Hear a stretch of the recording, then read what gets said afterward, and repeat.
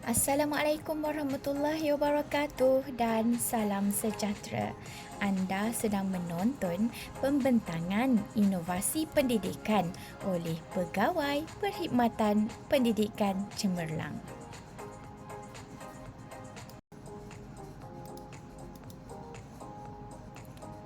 Sedikit info tentang saya selaku pembentang pada kali ini. Nama diberi Rosmaliza binti Cik Ibrahim, guru cemerlang bagi subjek kimia yang sedang berkhidmat di SMK Seri Bintang Selatan, Kuala Lumpur.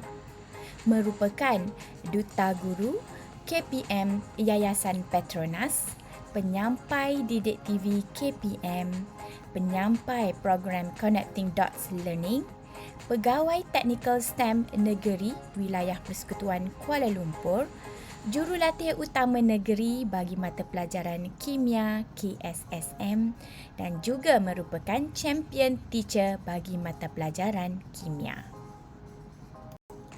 Tajuk pembentangan yang saya bawakan khas untuk hadirin semua pada hari ini ialah Eduper Toolkits, Plan, Execute, Reflect towards Super Interactive and Effective Instructional Session.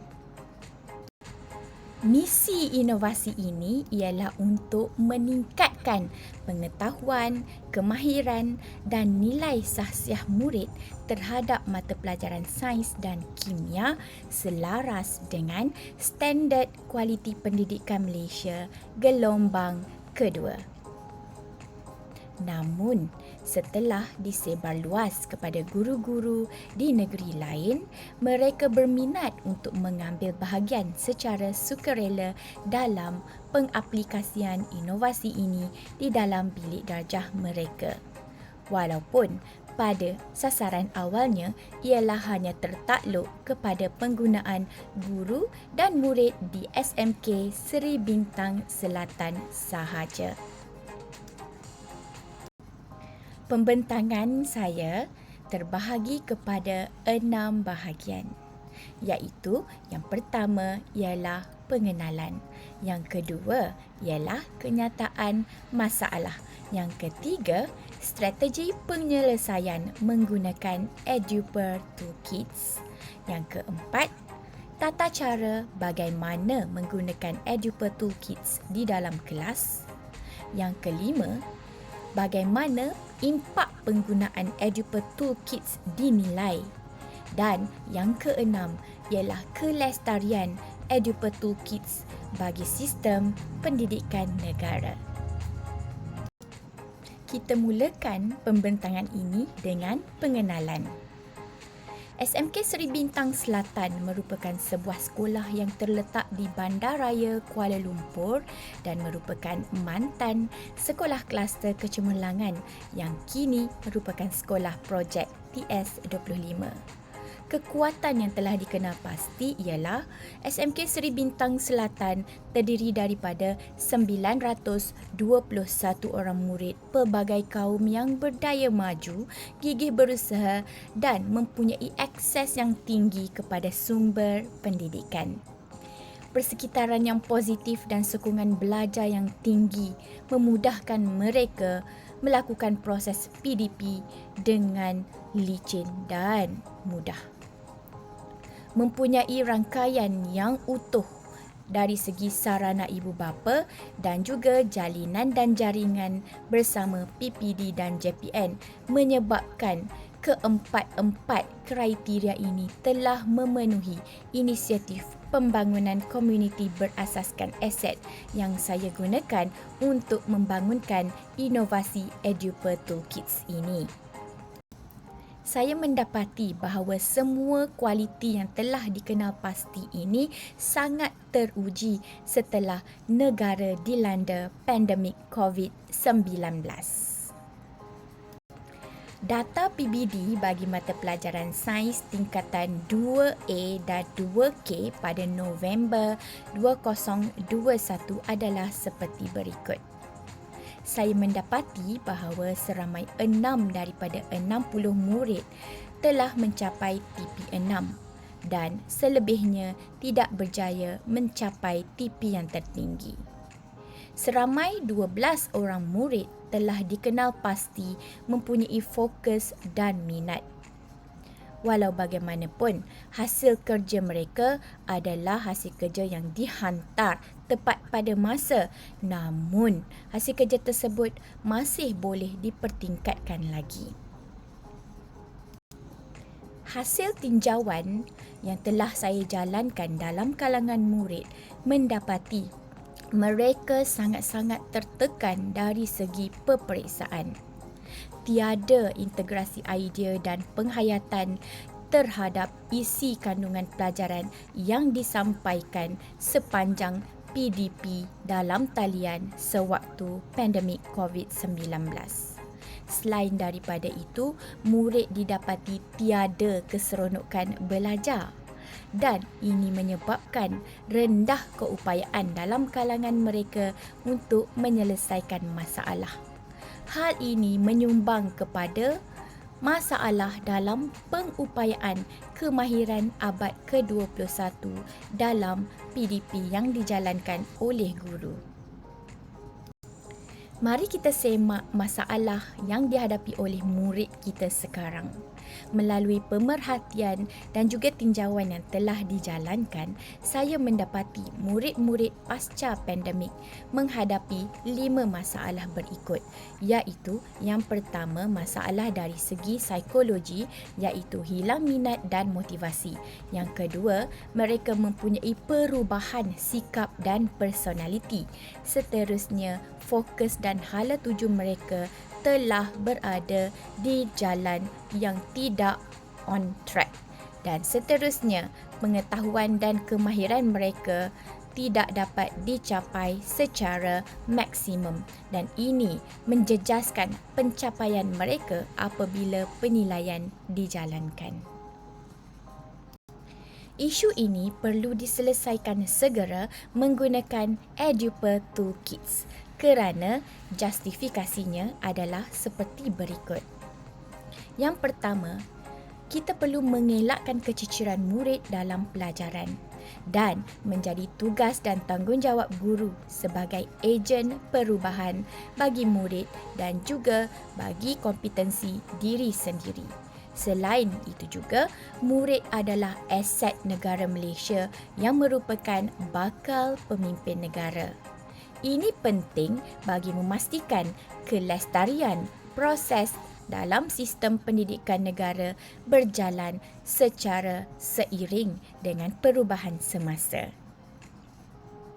Strategi penyelesaian yang dibawakan oleh Eduper telah dikenal pasti dapat merungkai isu PDP pasca pandemik sekaligus dapat memaksimumkan kapasiti dan juga pembangunan kompetensi guru demi menghasilkan kemenjadian murid secara maksimum yang menepati 4 perkara berikut, iaitu yang pertama dapat memanipulasi aset sedia ada, yang kedua dapat memaksima kemenjadian murid, yang ketiga dapat menjayakan inisiatif pengukuhan STEM dan yang keempat dapat memaksimakan kapasiti murid ke tahap yang paling tinggi. Terdapat 3 fasa dalam merencanakan PDP interaktif, menarik dan berkesan seperti mana yang digarapkan oleh Eduper Toolkits. Fasa yang pertama ialah fasa plan, iaitu guru-guru mereka bentuk PDP berpusatkan murid dalam menepati standard 4 SKPMG 2. Fasa kedua ialah execute, iaitu proses pelaksanaan PDP yang berimpak tinggi di mana murid-murid belajar secara aktif di dalam kelas. Yang ketiga ialah reflect, proses menilai keberkesanan PDP menggunakan instrumen penilaian kendiri guru dan murid. Terdapat 3 komponen dalam Eduper Toolkit, iaitu komponen pertama ialah komponen toolkit guru. Komponen kedua adalah komponen toolkit murid Dan kedua-dua komponen ini ditambah nilai dengan pengaplikasian toolkit sokongan dalam membantu kelicinan proses PDP dijalankan.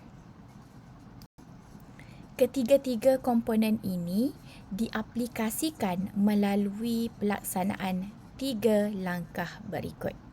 Yang pertama, guru merancang, melaksana dan menilai PDP menggunakan toolkits guru. Guru dan murid menentukan peranan masing-masing dalam menjayakan objektif pembelajaran melalui aktiviti PDP interaktif yang berpusatkan murid. Yang kedua, murid menjalankan aktiviti PDP menggunakan toolkits murid.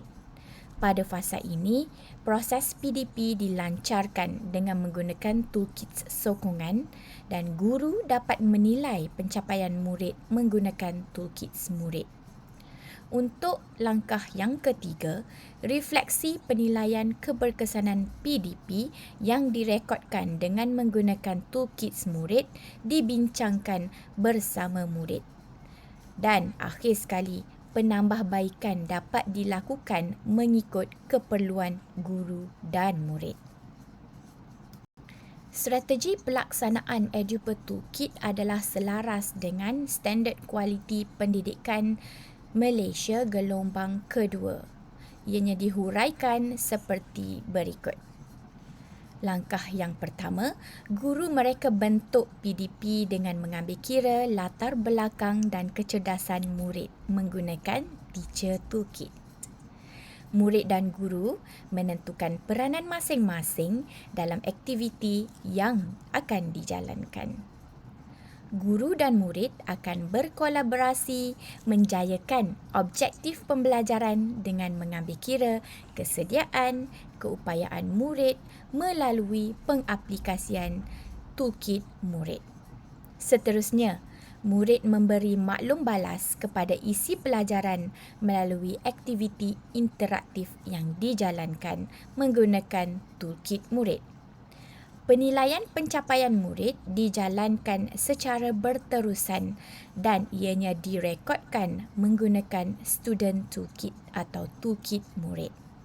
Transformasi pengalaman PDP menarik dan berkesan dapat dilaksanakan melalui aktiviti menarik dan menyeronokkan. Ditambah baik merujuk kepada maklum balas yang diperolehi daripada guru dan juga murid. Komponen toolkits yang pertama ialah terdiri daripada Students Portfolio. Students Portfolio digunakan untuk mengenal pasti latar belakang murid bagi membolehkan guru-guru mereka bentuk kaedah pembelajaran dan juga aktiviti pembelajaran yang bersesuaian dengan latar belakang, minat serta keupayaan dan tahap pencapaian murid. Berikut ialah contoh grafik organizer yang telah saya jalankan bersama murid-murid saya. Di dalam grafik organizer tentang murid ini, mereka akan melengkapkan maklumat-maklumat penting yang dikira perlu untuk guru tahu, termasuklah maklumat tentang diri mereka, apa kegemaran mereka, target mereka terhadap pelajaran yang dijalankan di dalam kelas, siapa inspirasi mereka, serta the best performance ataupun pencapaian terbaik yang telah mereka capai sepanjang tahun ini ataupun sebelumnya, serta fakta yang mereka ingin berikan kepada guru-guru mereka. Elemen yang paling penting dalam grafik organizer ini ialah My Notes to Teacher Ija, di mana di sini murid-murid berpeluang menyatakan pengharapan mereka terhadap pelaksanaan PDP guru terhadap murid di dalam kelas.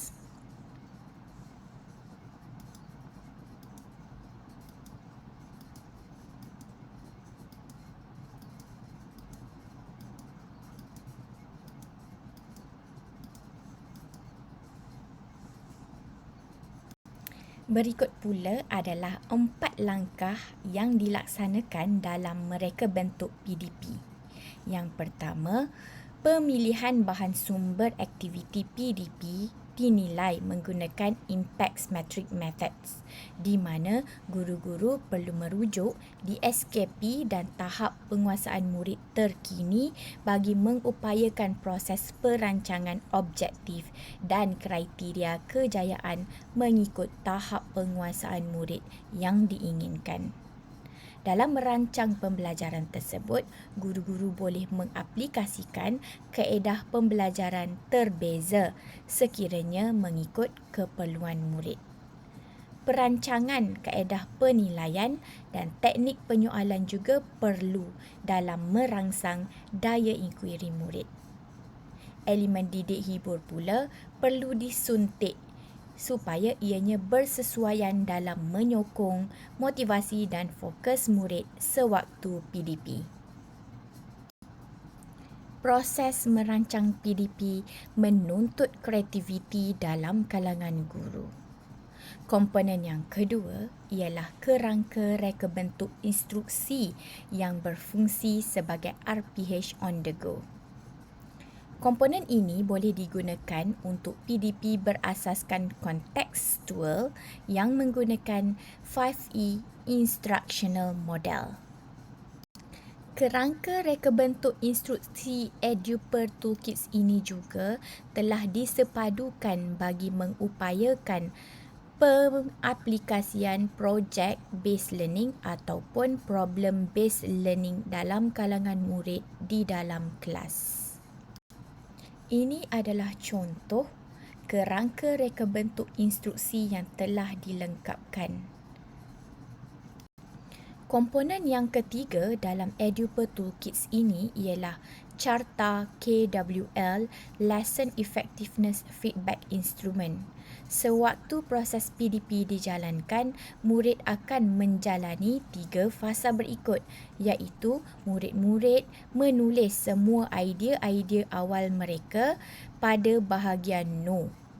Manakala sewaktu proses PDP berlangsung, mereka akan mencatatkan idea-idea baru serta inkuiri baru mereka terhadap tajuk pembelajaran bagi mengupayakan pemerolehan maklumat serta eksplorasi mereka bersama guru di dalam kelas tentang tajuk yang mereka inkuiri. Dan di akhir proses PDP, murid-murid akan membuat refleksi dengan menulis apa sahaja hasil pembelajaran yang diperolehi di bahagian Learn. Ini adalah contoh KWL Chart Lesson Effectiveness Feedback Instrument yang telah dijalankan sewaktu PDPR secara dalam talian. Komponen yang keempat ialah template PBL berasaskan EDP. Template ini dilengkapkan oleh murid sewaktu aktiviti sumbang saran bagi sesuatu projek atau masalah yang sedang diselesaikan. Guru dapat mengesan proses berfikir murid dalam menyelesaikan masalah serta mencipta sesuatu penyelesaian melalui pendekatan PBL ini. Berikut adalah paparan hasil kerja murid menggunakan KWL Chart dan juga EDP Engineering Design Process Chart. Komponen yang kelima ialah homework tracker. Guru, murid dan juga ibu bapa dapat mengesan, mengurus tugasan dan menyemak grade yang dicapai oleh murid-murid bagi sesuatu tugasan menggunakan komponen ini. Komponen yang keenam ialah rekod penguasaan murid. Rekod ini disediakan dalam 2 versi, iaitu versi guru seperti yang dipaparkan sekarang ini dan juga versi murid. Pada paparan sekarang adalah rekod tahap penguasaan PBD versi murid. dan rekod ini akan ditampal di dalam buku atau fail yang digunakan oleh murid sewaktu menjalankan tugasan yang diberikan oleh guru. Di akhir PDP, guru-guru boleh menilai secara kendiri proses pembelajaran yang telah dijalankan bersama murid menggunakan borang penilaian SKPMG 2 Standard 4. Komponen yang terakhir adalah sistem ganjaran. Paparan menunjukkan toolkits ganjaran yang diberikan kepada murid sekiranya murid berjaya menyempurnakan tugasan yang diberikan oleh guru, dan ini sekaligus meningkatkan motivasi murid dalam melaksanakan tugasan yang diberi mengikut masa yang telah ditetapkan. Dan akhir sekali, komponen yang ingin saya tunjukkan kepada tuan-tuan dan puan-puan adalah seperti paparan berikut. Paparan menunjukkan penggunaan toolkit sokongan iaitu instructional device trolley yang bersifat boleh alih dan dibawa ke kelas atau ruang pembelajaran mengikut keperluan. Impak penggunaan Eduper Toolkits adalah seperti berikut, di mana murid dilihat lebih bermotivasi dan bersedia untuk belajar. Yang kedua, murid semakin bijak untuk membuat keputusan bagi sesuatu aktiviti di dalam dan luar bilik darjah. Selain daripada itu juga, pembudayaan kemahiran abad ke-21 dapat diupayakan dan ini sekaligus menonjolkan sikap kepimpinan dan role model yang bagus dalam kalangan murid dalam menyahut cabaran VUCA. Secara tidak langsung, Eduper Toolkits dapat mengupayakan pembelajaran efektif dan bermakna tanpa tekanan perpiksaan lagi. Aplikasi pengetahuan, kemahiran dan nilai dapat dijalankan dalam kehidupan harian murid. Selain daripada itu juga, penilaian berasaskan bilik darjah iaitu PBL dapat dijalankan secara lebih holistik. Pembudayaan kemahiran abad ke-21 juga dapat dijalankan selaras SKPMG gelombang kedua. Seterusnya, saya juga mendapati komunikasi dalam kalangan murid dilihat berlaku dengan lebih yakin dan berkesan. Berikut adalah hasil yang menunjukkan evidence impact murid dalam penggunaan Eduper Toolkits. Terdapat 53 daripada 60 murid telah mencapai sekurang-kurangnya TP5 dalam PBD Sains Tingkatan 2 pada tahun 2021. 87% telah mencapai TP5 dan 11% mencapai TP6. 5 orang murid yang dilantik sebagai mentor dalam proses PDP telah berjaya mewakili sekolah ke pertandingan inovasi pada tahun 2022.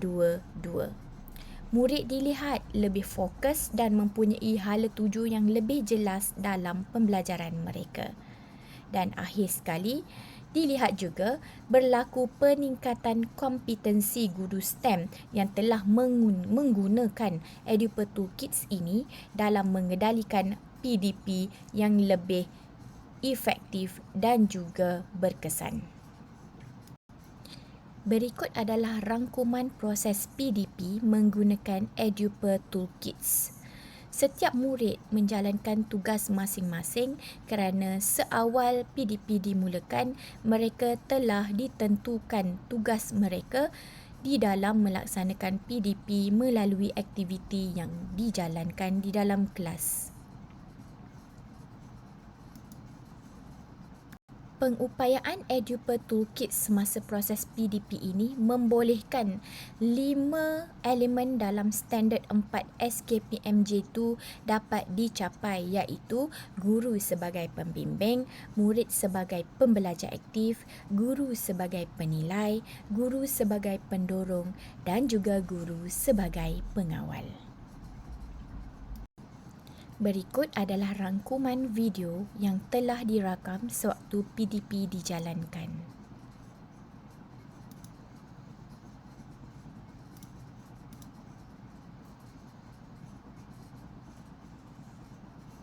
Secara sekaligus, kawalan kelas dapat diupayakan melalui penggunaan Eduper Toolkits di dalam kelas dan ini menepati standard 4 SKPMG 2, iaitu guru sebagai pembimbing dan guru sebagai pengawal.